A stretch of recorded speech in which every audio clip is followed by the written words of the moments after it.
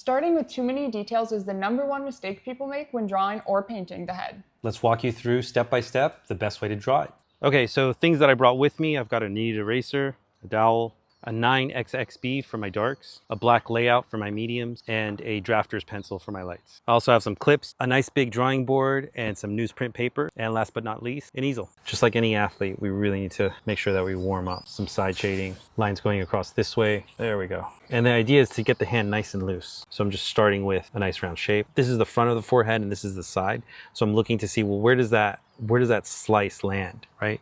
Which we've drawn a million times using the Asaro head. I'm thinking about that much. Now you can actually measure that. So thinking about our head shape, and we've got this spacing right here, so I'm measuring this. It's actually about halfway through, so it's probably closer to about right here, which I think feels about right. And then the placement of the brows. So I'm looking at this space versus this space versus this space. So we've got 1, 2, and 3. So it seems to fit thirds. We've got the brows that kind of basically move up right here. Hairline, which lands about right here. So 1, 2, there's my nose, and there's my chin. This setup is so important that if you get this wrong, there's no point in drawing anything else. All of that for me is just one simple line connecting from here to here. I think that's exactly where everybody screws up, is that they're trying to put in way too much information up front. Slow it down and focus on the basics. From somewhere back here, you've got the side plane and then a split that indicates the jaw pulling down. The chin pulls down a bit, so it's at that angle. So I'm curving through and trying to get that shape. And again, my drawing is nice and dark so that you guys can see it, but you want to keep your touch light. So the head's definitely at an angle, so that feature line is looking to be somewhere around here. I'm not going to worry about hair or anything like that. I just want to focus on the general structure, because I think that's more important than anything else. We can place the hair later as bonus, but for the most part, our focus is on just understanding our key plane. Now would be a good time to actually indicate, well, the cheekbone does come out. And there's a subtle curve here, which pulls up here. Beautiful curve coming through here. And by extension, well, where does that land? Well, it slices through and towards the ear. So even though we can't see it, we have an idea that the ear is gonna land somewhere here. And then the hair pulling through, like, just so that I can get some framework. Let's get some eye sockets in there. So this pulls across to about right here. And what I'm looking for is the brow bone going across. You can tell that with that dark right there, right? That's the line that I'm looking for. It's very subtle, just looking for where this flows across. And then it cuts into the side plane. I'm gonna cut through in here. I'm looking at this angle. That connects through here, that connects through here. So from here, coming through, that gives me a rough concept of where my nose is. Is that exactly where it belongs? I'm not yet sure because I don't have enough context, but I at least have a rough idea. Looking at the bottom of the nose, I'm looking to see, okay, well, there's clearly an angle. So a flat line isn't gonna cut it. We need an angle here. And then from the nostril going towards the tear duct, I create a straight line. This is exactly where everybody needs to pause and step back. So structurally, I'm just looking at planes, and what I see is, okay, well, let's define the front plane.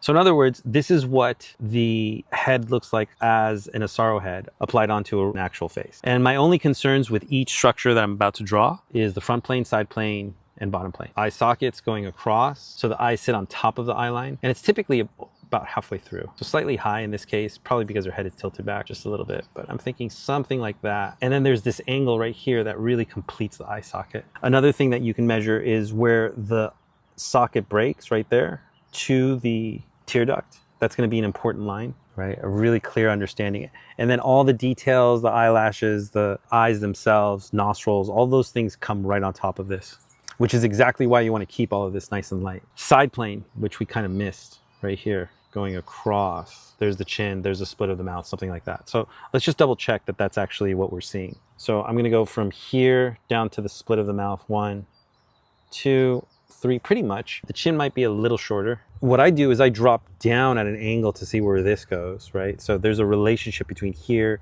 here, and here. And again, just trying to figure out by context where this lands. So there's one corner. And going across, where does it land? It lands right here. Going this way, where does it land? It lands right here. Probably this curve is a little more curving through here. And I'm looking at the larger shape. I don't want to get into teeth and lips and all that stuff. What does the larger shape of the mouth look like? I'm more interested in placement. The nose pulling through right about here. The mouth sits on a ball shape. You can't have a flat line. You can't trust that line. The center is going to be this way. There's a curvature to it, which indicates to me where this part pulls in towards the philtrum. My eyes are squinted this whole time. And I'm just trying to look to see, okay, so from right about here through here is the general angle. There's a curve to the split of the mouth, which I don't mind dropping in real quick. And then a little bit of space up here, and that's about it. Other planes that we can throw in here, the simple connection between this point where the laugh line is and how this pulls through. Not a bad idea to indicate where the eyes land. And just get a general outline of the eyes. That to me is really where structure stops and you start getting into features. In terms of figuring out where the eyes actually land, I always use the one eye rule in between. So typically you're gonna see one eye spacing. And then if you're looking at a head dead on, measuring from the ear and across the face, it's actually 5 eyes wide. But I'm always using this, and this measurement here, the spacing here typically is what lands right here. There's plenty of exceptions, but that's just kind of a typical thing. This angle feels like it's a little bit steeper. Next steps would be to start to inlay the hair. And another really helpful tool, I think, is to turn it upside down and double check. Obviously, if you're working off of somebody live, not gonna happen, but turning it upside down is super, super helpful. So we'll move this down just a little bit, just because it feels slightly high.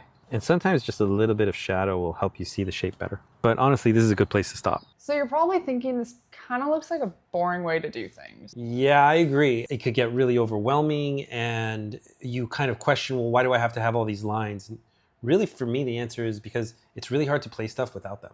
Yeah. So learning that underlying structure is going to make a huge difference. So I encourage you to draw this way and then put everything else on top. Okay, so here we have a head that is a little bit more forward facing. Probably just going to start off with a simple ball. So the hairline lands probably around there. The brows are really, really down. So I'm seeing something like that. Okay, that side plane is pretty prominent. There is some of the side plane that we actually see here, but most of it we're seeing here. So that means that this really flattens off. And we're probably looking at something like this. I'm going to say that that's 1/3. 2/3, 3/3. And it's important to slow down, take your time with it. Here through here, line coming down from right about here. And then on the other side, it's a line coming down that feels something like this. Chin is going flat across like so. And then there's a subtle shift where this goes from here to here. This seems to drop down a little bit more, just a little bit more weight right here. And because of the tilt and the neck, there's some skin that folds. So this space we're gonna leave empty. Now looking at the side plane, look at how flat that is. So it basically folds through right here. And then we have the neck that pulls through, almost connects directly. So I'm just getting a little bit of context. This is where you pause. Step back to make sure that it looks right. So having stepped back, it feels as if this is a little tight in this spacing versus here. Pulling that line over means that I've pulled basically right along here. There's still a little bit of hair, which will land right here. But that gives me a clear idea as to where that lands. Again, I'm squinting my eyes and I'm gonna start looking at angles. I'm gonna go around the head one more time, make sure that I feel good about all of these lines. It's always about context. The more contextual information you have, the better. We have our side planes. We have a little bit of a side plane here. It's almost a flat line going straight across. It's a very subtle curve to it. Really square space here. Hair basically crawls across, coming through here. I tend to use more angles than I do curves because angles are measurable. I can always curve it off later. Getting a little bit of context here. This line can finally be erased. I see one ear up here, kind of lands right there. A little bit of light right there. And then the other ear, which again lands above the brow. So we're looking at right here, then it really flattens off right here. I group the ears as part of the form because it helps me place the features. I'm looking at the brow bone again, right? I'm squinting my eyes. I'm trying to look to see what the shadow looks like. Flows across right through there. So this line right here indicates roughly where the awning that we were talking about earlier is, where the brows really pull over and you get these deep shadows. And then a line going across right here. And what I'm drawing now is basically the shadows pulling across. And the eye line actually rolls at a little bit of an angle. Then you got something that breaks the space, which is the nose. The key question is well, what does that angle look like? Because that's really where there's a change in the plane, in the form, right? It feels as if it's coming on through here and then it drops down as a flat line coming down. If there's a shadow there, block that out and it'll give you a much better understanding of where the turn is. The only reason why something is a little darker than something else, especially in a black and white, is because there's a plane change. There's a subtle shift in those facets. The underplane of the nose looks something like this. You can barely tell the front plane right there. Marking the chin, where that starts, feels like it's about that space. And of course we can measure that, right? How many times does that fit into this versus this? 1, 2, so that feels about right. Let's get a little context before we actually place the mouth. that line coming through, that line going across. There's a funny angle to it because of that smirk that he has. Maybe a little bit too sharp. Let's get the corners actually figured out. So coming down, it lands right about here.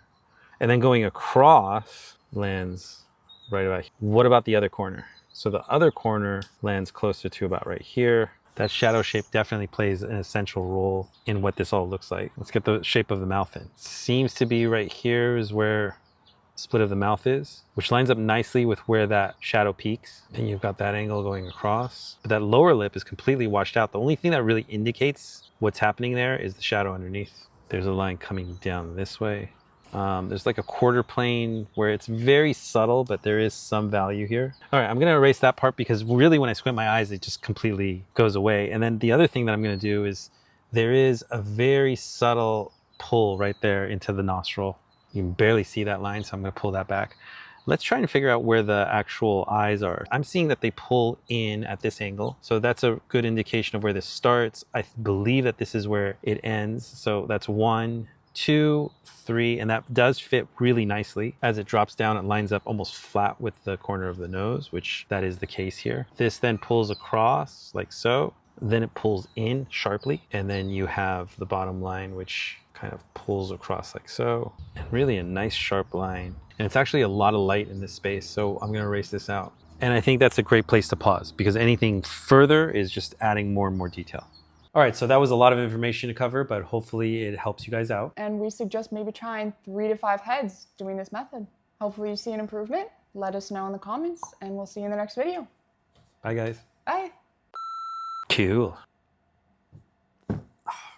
Now that's a masterpiece right there. This is quality stuff. Wow.